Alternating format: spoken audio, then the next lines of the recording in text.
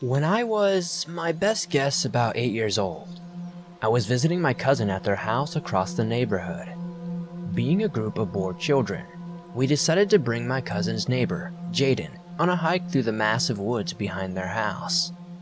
We set off, stepping over poison ivy, and making our way over to an abandoned paintball place in the middle of the woods. We explored the nooks and crannies of the place, eventually wandering into the hills and streams of the Michigan wilderness. We were having fun, having hiked almost a full mile where we began. An odd thing to note before I continue is that the entire ground was completely covered in garbage. I mean, you could barely take a step without stepping in an old plastic bag or discarded tin of instant potatoes or something like that. We joked that maybe there was a neighborhood back there at one point, but now it just seems sort of obvious that this was some kind of old drug hangout or a place where hobos lived, but we never thought much of it. Being a humid summer night, the air hung thick with the smell of water, leaves, and mud. We ventured on, finding places where the ivy grew a pale color, seeming to reflect the gray sky. The hills were brutal and tricky to climb. At some point, we got turned around and found ourselves at the entrance of some old, out-of-use ATV trail or something like that. We warily stepped onto the trail, hoping to find a neighbor's house, or the street we lived on, but we had no such luck. We were lost miles from home. I was put off by how the trees grew together to form an intimidating archway over our path. The four of us locked eyes as we heard a familiar sound, breathing. It came from a bend in the path, and was now obscured by the now twilight sky. All of a sudden, we heard hulking footsteps crunching the pre-autumn leaves. They were coming straight for us. People say they freeze in fear, but that's bullshit. That theory went 0 to 4 out of our group. We immediately booked it out of the trail, onto the main path we hiked on, and sprinted mostly blind through the woods until we saw light at the top of an ominous hill, the hill behind their house. We scrambled up the hill, dirtying ourselves and getting cut up on the bushes and brambles. We booked it inside, and were too tired to explain to our parents, so we just huddled in the TV room and basked in the air-conditioned glory of safety.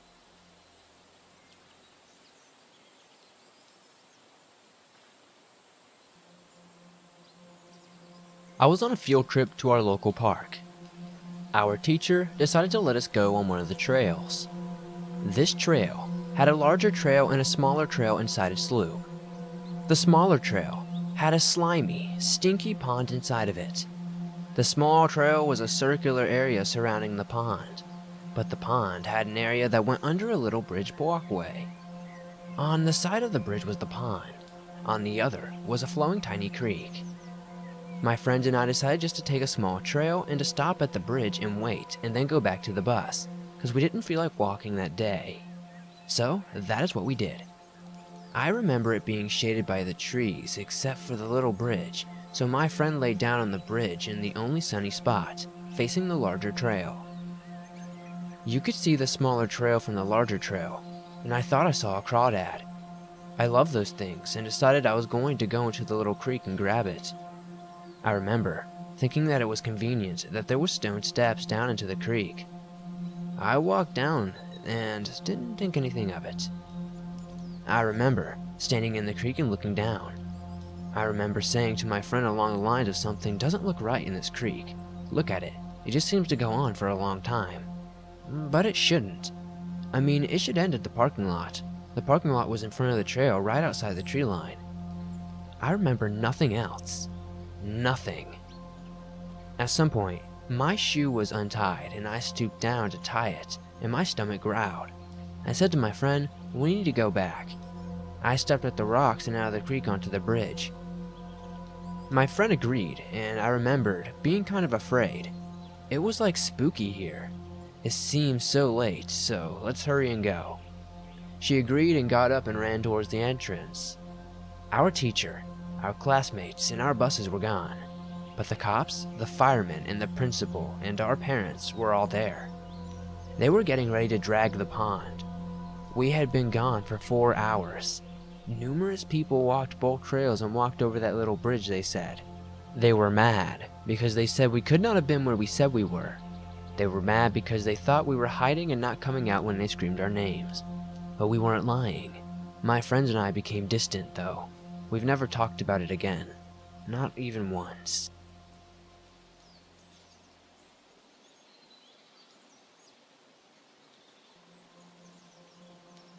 I love creepy stuff, and spend a lot of time listening to stories on YouTube and reading them in various places. A friend of mine came to me because she knows I love stuff like this, and told me she had a strange experience the other night with her boyfriend when she was parked near some woods on the edge of town. And just as they were about to start fooling around, something made a creepy, giggling noise from the woods. Her boyfriend got out and threw some stones into the woods, thinking someone was playing a prank or something. She said he shined his phone light into the woods, and they both saw what looked like tiny people scattering back into the woods. I asked how tiny, and she said about the size of a dog, which is a little white fluffy thing. I'm not sure what type it is, but they are really small dogs. I drove up to the woods that night to check it out and parked near where she had said she parked, but didn't hear anything. So after a while, I got out of the car and went to the woods to look around. I didn't want to go too far, as I swear I had took less than 20 steps into the woods when I heard a laugh. It sounded like a little girl, but I'm not really sure how to explain it. It was kind of off. I spun around and pointed my torch where it had come from, and there was nothing there. Then, as I was looking around for what had made the sound, I realized I was really far into the woods, like seriously far into them, as I couldn't even see my car, or even the road. I know I hadn't walked this far. I was confused as hell, and when I had to head back that way, I wasn't even on a path. I was freaking out because now I'm lost in the woods. I calmed down and weirdly didn't panic after that though. I remember being what I could call drunk calm, like when someone kicks off a problem at a bar, but you've had a few, so you've just got no reaction to it. Like part of you knows you should be reacting, but you're just not. I just looked around and started walking in what I felt like was the right direction. But the more I walked, the more that I felt like I was dazed, and I kept thinking that it was not because it was so hot, but maybe something else. It was pretty late at night, so it shouldn't have been hot, but I felt like I was on a beach on a holiday somewhere, and I just kept thinking I needed to cool down to clear my head, and I started stripping. I'm seriously not the kind of girl who just strips off, by the way. Like, I'm not shy, but I don't do stuff like that. My head was just so fuzzy, and I was convinced I'd feel better if I took everything off. I was just dropping everything as I walked, even dropped my torch, as I just felt like my eyes would see better without it. I don't fully remember what was going on after that, but I felt like I was walking for ages, like everything just felt like a dream. But I felt comfortable, even though I was naked, though I still felt like it was really warm. I don't know where I was, but I remember finding a small pond and trying to cool off by splashing the water over my head, and then sitting at the edge dangling my feet in the water. It felt deep, but like I was on the edge of a pool, like it was just straight going down, though it looked like it had little more of a large puddle. I remember it being really nice and cold when I felt my hand and ankle run through the water. Then a second, it was just warm again. I could feel hands around my ankles, and I started laughing as something started tickling my feet. I'm not sure how long this went on for, but in my memory, it feels like it was happening for hours. Just giggling and thinking about getting all the way into the water. I'm not sure what broke me from my daze, but I felt like someone else was there who said something to me. I remember pulling my feet out of the water and the hands letting go without a fight and turning back into my car, and very suddenly being uncomfortable about being naked and starting to panic.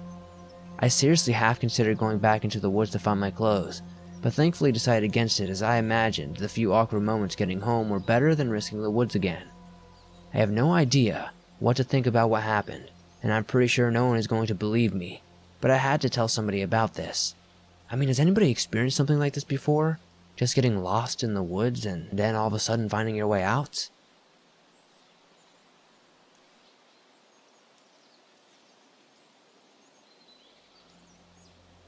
3 years ago, in late spring, I was hiking on Lava Lake Trail.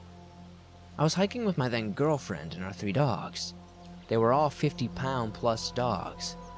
The hike was going well, and we had hiked about 3 miles up the trail, a couple creek crossings on the way as well.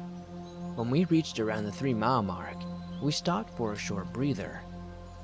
Where we stopped on the trail, off to the right of the trail, was about an 8-foot tall berm that my husky ran on the top of to chill on while we had a short breather. It was about a minute max. I went to reference that I also had a Garmin GPS collar for him. Once we were ready to go, we only had 2 dogs. Panic set in and I was calling and whistling for him as I'm checking my GPS to where he could be. I thought he had started chasing a deer or whatever caught his interest. The first odd anomaly was the tracking trail my GPS that his collar left. It was not flowing with how a dog would run. They were straight lines which went up in very steep hills and then straight down, ending at the creek crossing, at about 1/4 mile or so at the start of the trail. As I'm running down the trail calling for him and pressing the tone beep on the GPS, which he knows that he needs to come back to me, his tracking collar is not moving from the creek, and I finally start to hear him whimper and barking as I'm getting closer. I could see the creek but not him. Once I was about 100 feet from the creek, I finally spotted him. I only saw his tail, but I could tell he was struggling to get away, like when you're playing tug-of-war with a rope, but holding his collar. His front half was hiding behind the creek embankment. Once I was finally 10 feet from him, it was like he was released. He ran up to me, scared and shaking. My curiosity of what could have been stopping him from coming to me got the best of me because there were no branches or roots that could have snagged his collar. The amount of force trying to pull him away and his demeanor when he was reunited with me, my feelings around that creek made the hair on the back of my neck stand. Why did the other 2 dogs not follow if he was chasing something? His tracks on the GPS being straight lines and not zigzags as a dog would run is very strange.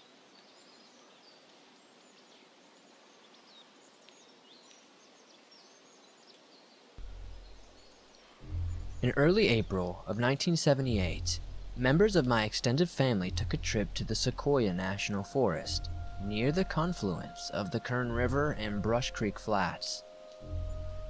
The party consisted of my grandparents, parents, uncle and aunt, cousins, and my siblings.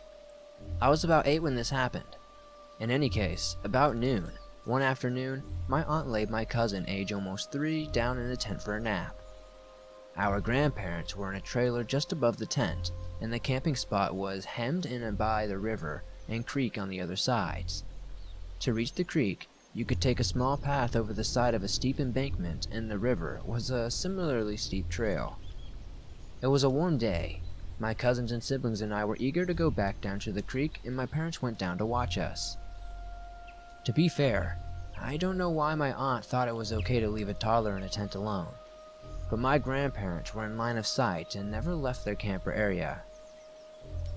They looked in on Katie around 1, and she was still asleep.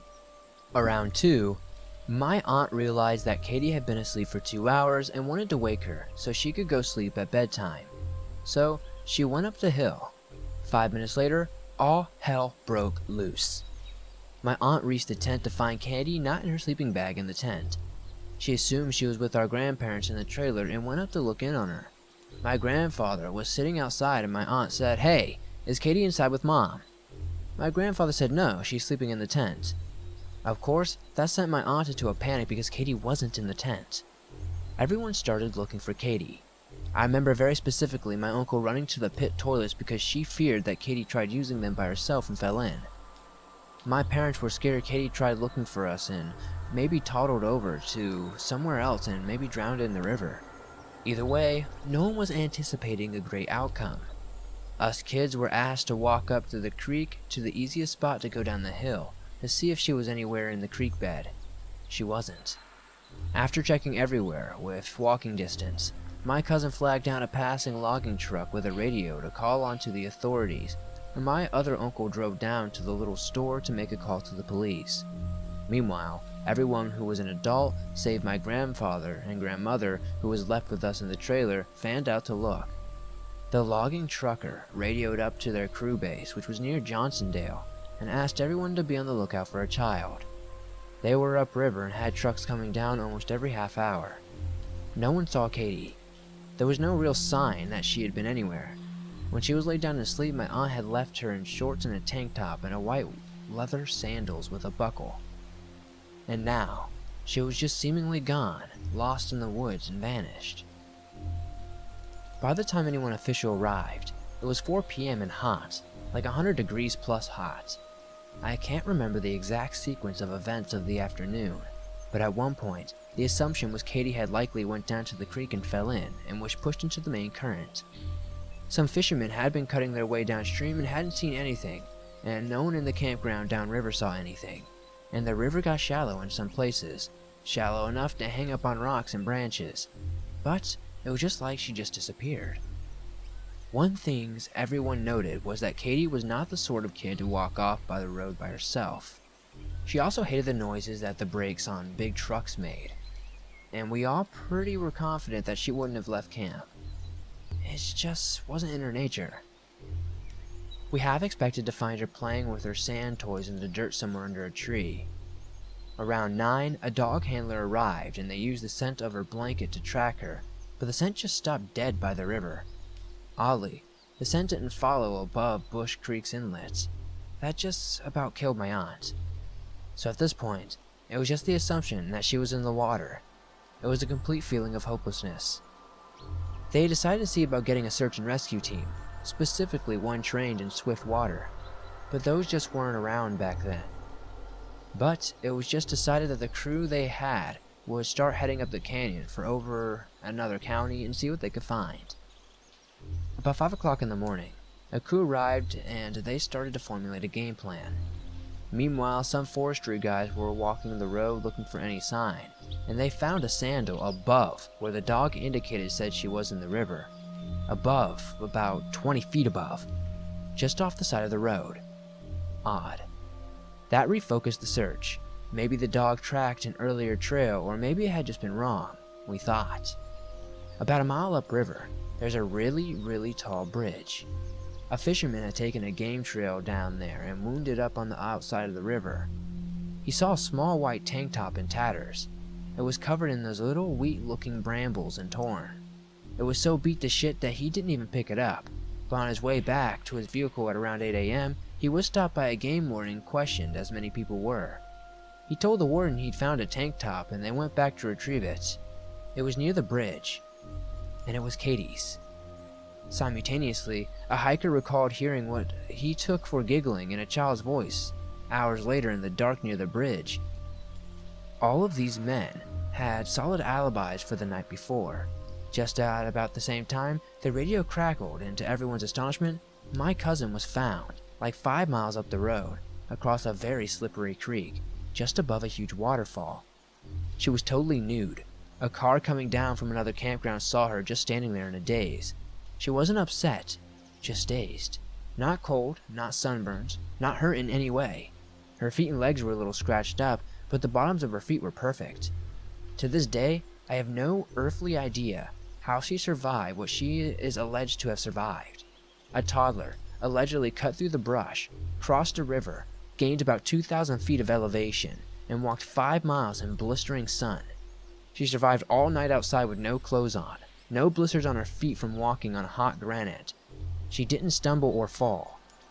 The easiest assumption that everyone is quick to make was that she was abducted. But by whom and how?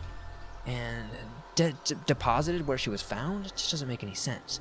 Why were her tank top and sandals found where they were in the condition they were? It makes no sense. Where were the rest of her clothes? They wrote off her day's state as dehydration and exposure, but when they were asking her what happened, she didn't talk about being taken or held against her will. She talked about following a bear man. None of it adds up, and to this day, it's a family mystery.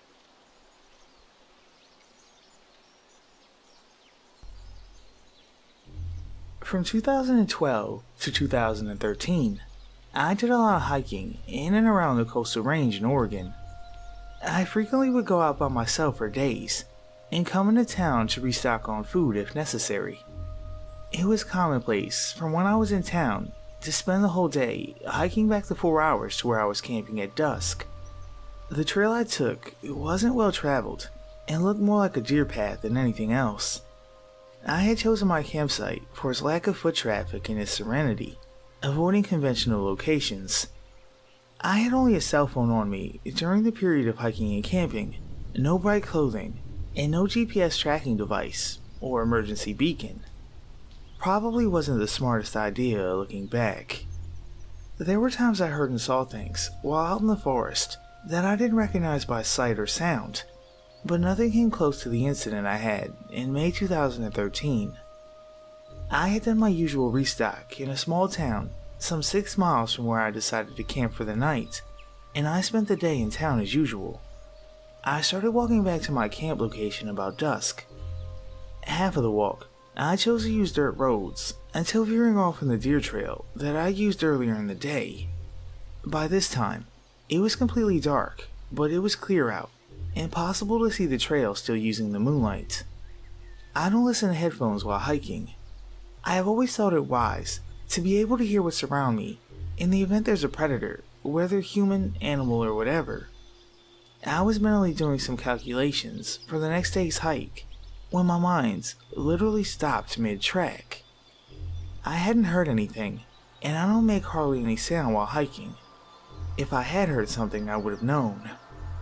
For some reason, be it a sixth sense or survival instinct, I'm not sure, I was jolted quite suddenly out of the thought, and very aware of the fact that I wasn't alone on this trail. What was odd to me, especially, is that even though I had heard nothing whatsoever, no light wind or birds, I knew acutely that something was behind me, specifically about 30 yards down the trail. I still to this day have so many unanswered questions about how I knew this. Standing really still, I turn around and look down the trail. I don't see anything, but I feel it. It's honestly really difficult to pin down exactly how to describe what I felt, because I hadn't felt that way before or since. It was straight up fight or flight, and my logical mind was saying there's nothing out of the ordinary, while my senses were saying, get the hell out of there. Again, looking back and remembering this, I have no idea what to say. This is really hard to write. It was like I was being taunted, and I felt it. The presence of someone, or something, was down that trail, and for some reason, I knew that it knew that I knew it was there, even though I couldn't see it. That's what still scares me to this day. It knew. And it was bright enough out for me to see down the trail 30 yards back, no problem.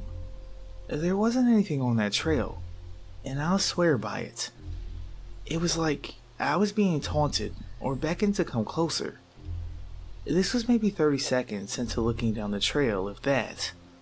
I was panicking, but I still wasn't sure what to think, because I wasn't seeing anything threatening. So I turned around and started walking at a quick pace. I didn't know what else to do. I knew that, if it was, in fact, a guy out to kill someone, he's probably going to end up killing me, on this trail or in my tent after following me back to it. So why run, was my logical thought. I would say it wasn't even a minute into my quick trek back that I hear what I can only describe as a sound like rushing or swooping air, followed by what seemed like a ray sliding across the dirt trail, the former sound happening right after the latter.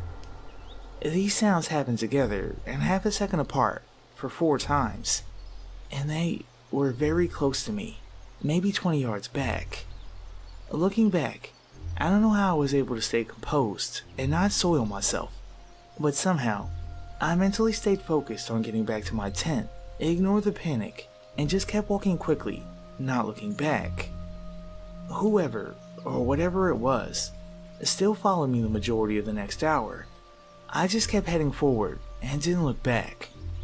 A few minutes from my camp location, the fight or flight feeling gradually left, and I crawled into my tent, but I didn't sleep a minute that entire night.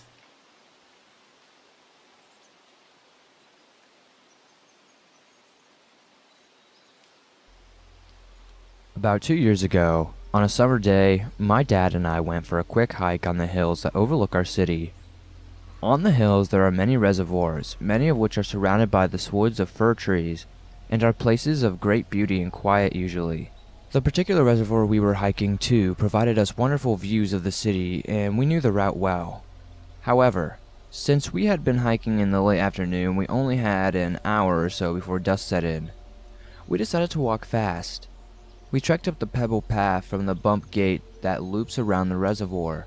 You can't actually see the water until you've scaled a small mound in front first. Well, Dad and I were nearing the mound, heading towards the water, when things got really strange. This man, probably in his 20s, was running barefooted and shirtless along the mound from one side to the other, back and forth, over and over again. Huh, I thought, that's odd. Yes, it was summer, but where I live, summer is not a guarantee of warmth. So, even though it was August, there was still a sharp chill in the air. Plus, we were quite a few feet up to the rush of winds, and have made it too cold to run half naked like this.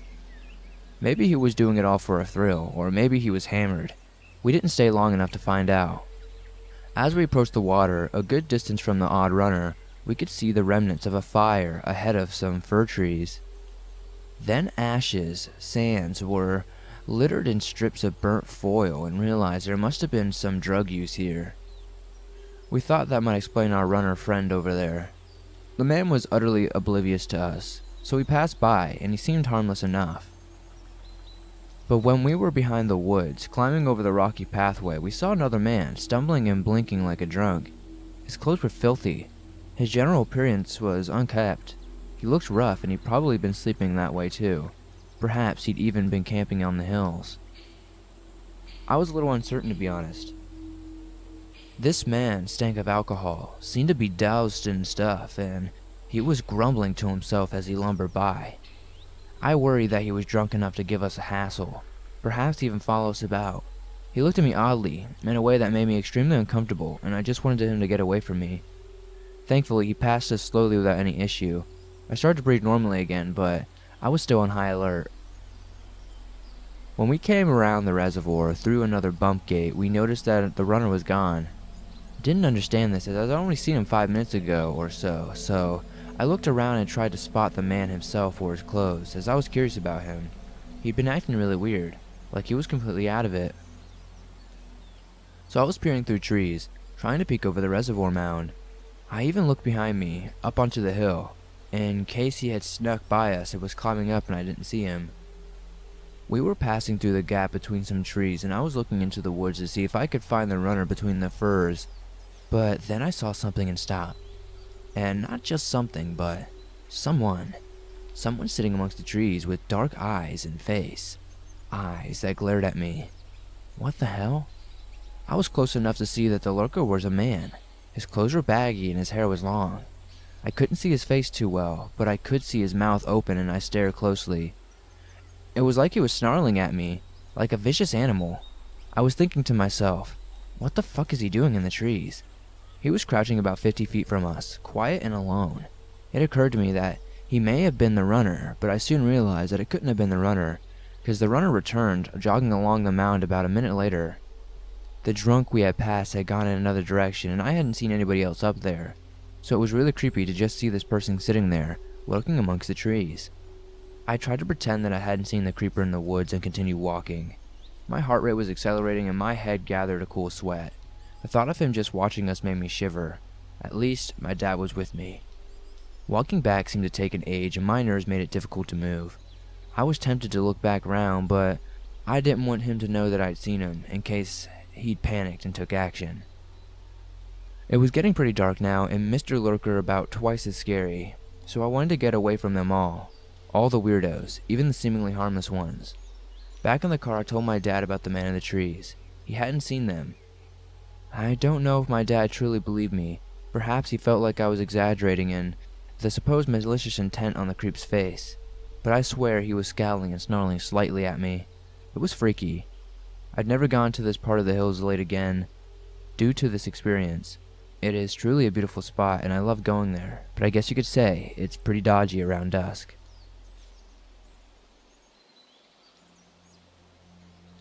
My grandparents owned a trailer near Sacramento, New Mexico, in the Lincoln National Forest in the mid-90s, and my mother, 2 siblings, and I visited on a weekend sometime during that era. I had two teenage male cousins that were also visiting the same weekend. While there, my two cousins offered to take my mother, siblings, and I on a hike. We left shortly after sunrise, our first morning of the trip. The first couple of hours of the hike were normal enough, and nothing worth noting. However, as the day wore on, I remember my mother became worried that we were getting lost. She expressed her concern to my two cousins who were leading us. I remember them assuring us that they knew where we were, and we continued on. They wanted to take a different return route because they wanted to show us a river, which is a rare thing for folks from southern New Mexico. But as we kept going, there was no river in sight, and my mother became convinced that we were lost. My cousins assured us once again that we weren't lost, and told us about a road a short distance away that we could wait at while they went back to my grandparents' trailer to get a vehicle to give us a ride back. Once we reached the road, my cousins and my family split up. We literally waited for hours, without a single sign of my cousins, or any other sign of human life for that matter. None of us was carrying a watch, and this was obviously before cell phones, so we were stranded. Eventually, a red SUV type vehicle, I don't recall the make or model, came around the mountain. We were partially relieved, but also somewhat apprehensive because we didn't recognize the vehicle. The vehicle slowed down when it came closer to us without us having to flag it down. We didn't recognize the driver, but he rolled down the window and asked us if everything was okay. When my mother walked closer to the window to speak to him, she noticed a middle-aged woman in the front seat whom she didn't recognize, and, to her surprise, my two cousins in the back seat. My mom ignored the man's question and immediately started asking my two cousins where they had been. She told them we were hungry and tired and wanted to get back to my grandparents. Amidst her concern, they both ignored my mom. They just stared blankly ahead and remained silent. Initially, my mom thought they were joking, but the more she tried to get a word out of them, the more awkward the situation became. They remained completely silent and expressionless, staring straight ahead throughout the entire conversation. At this point, I remember my mother becoming visibly alarmed. The man and woman then asked us again if we needed help. They were both extremely friendly and never stopped smiling. My mother, visibly shaken, declined their offer for help and motioned all of us to return to the side of the road. As we walked away, the man said, "Be careful. It's easy to disappear out here," and sped off. Literally, moments later, we noticed my grandpa's van take a corner going the opposite direction as the red SUV. Needless to say, we were immensely relieved. My grandpa stopped the vehicle right next to us, and we walked around to get in. When the door opened, we noticed that my two cousins were in the back seat. My mom then started shouting, a mixture of anger and amusement, exclaiming what a mean prank that was. My siblings and I joined in. However, my cousins said they had no idea what we were talking about. They said they had spent all day walking to the trailer, and as soon as they got there, hopped in the van with my grandpa to come and pick us up. My grandpa and cousins looked shocked at our accusations, and it eventually turned into a very serious discussion, with everyone recalling their exact actions, along with a timeline of events. Even after all these years, my cousins swear they're telling the truth.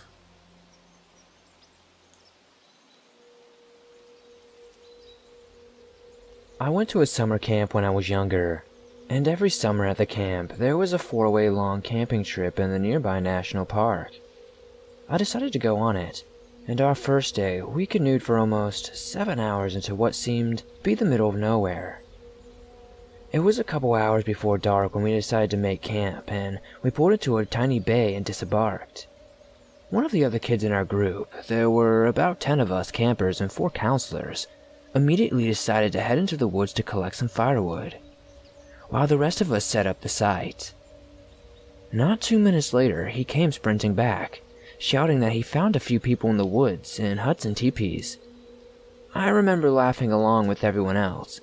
He was sort of a goofy guy, so we thought he was full of shit, until we noticed how serious he still was, so most of us decided to investigate. We slowly made our way through the dense forest, and less than 200 feet from the campsite was a clearing with people milling about.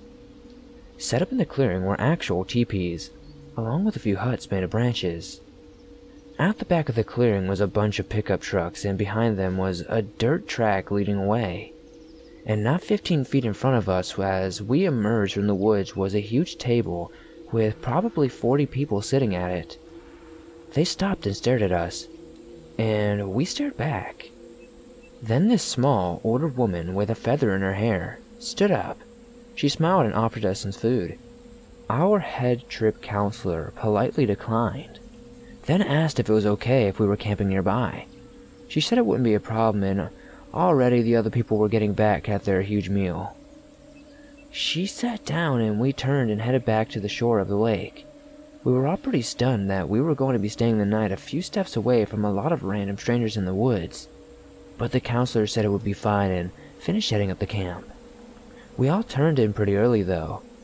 Now that I'm even older than those counselors were, I don't think I would have had the balls to stay there through the night. The next morning we got up really early and we were getting ready to leave. Suddenly, a voice called out from the woods. The old woman from the table stepped out and asked if any of us had seen her husband. Now, none of us knew who her husband was or what he looked like, and considering we had interacted with these people for less than a minute, it was pretty weird that she would come over to ask about him.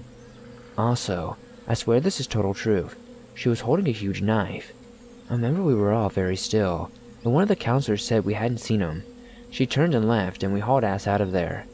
It wasn't until we got to the next lake that the counselor in my canoe relaxed and acknowledged and fucked up that had been. As if it wasn't enough, on the last night of the trip, I woke up in the pitch black middle of the night and stepped out of the tent. All 10 of us kids shared to go pee. When I was younger, I woke up to pee a lot, but it was the first time on this particular trip. As I started peeing, I heard rustling and noises, and then a short howl. We were camped on the side of a very narrow inlet and extended far back in the main lake, and in the darkness on the side of the inlet you could see glowing eyes. I have almost never been scared, but I bravely finished peeing and slowly, yes slowly, went back into my tent. I'm not religious at all, but that was one and only time that I felt legitimately prayed for those wolves that they didn't come over the water or around us. Sorry for the length of the story.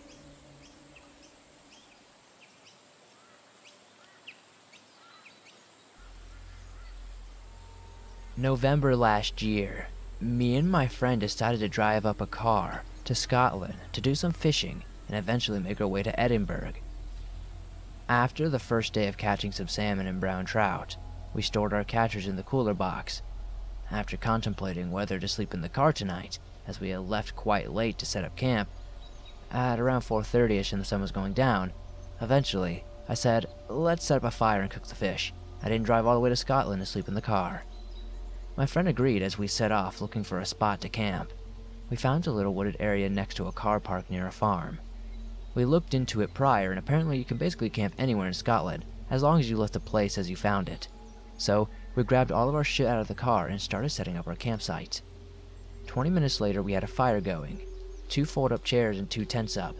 My tent was out of view from my friend. This will be relevant later.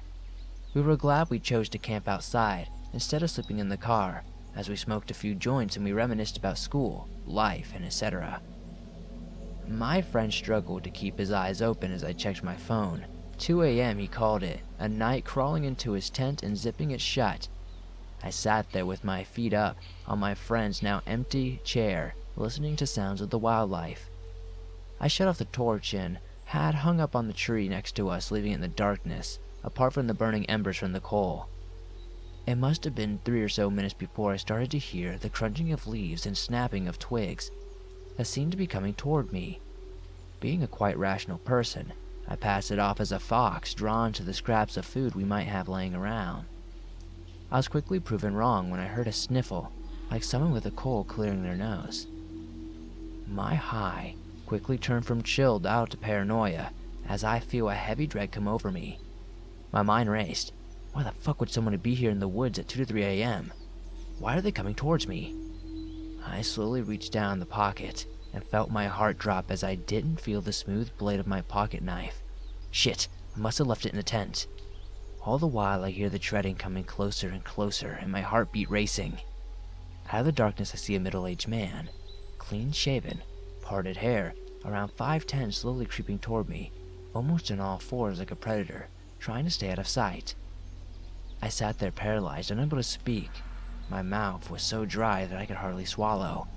That's when I realized he hadn't even seen me. Being under the tree with no light source, I must have blended in. Also, with there only being one tent in view, I guess he thought my friend was the only one camping here. He got closer to the tent, and half-breathed and half-whispered, "Come on, do it," in a raspy voice.